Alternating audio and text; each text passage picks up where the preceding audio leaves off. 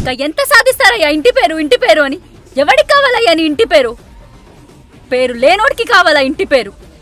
మా ఆయన పేరు చెప్పుకొని ఊర్లే బతుకుతాండాయి.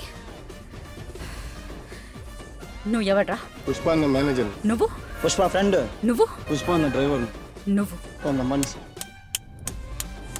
ఈట ఎవరినైనా అడిగినా వాళ్ళ పేరు చెప్పుకోరు, పుష్ప మనిషి అని చెప్పుకుంటారు.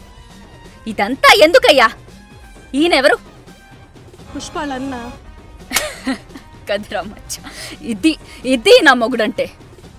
యో, పుష్ప అంటే పేరు కాదు, పుష్ప అంటే బ్రాండు.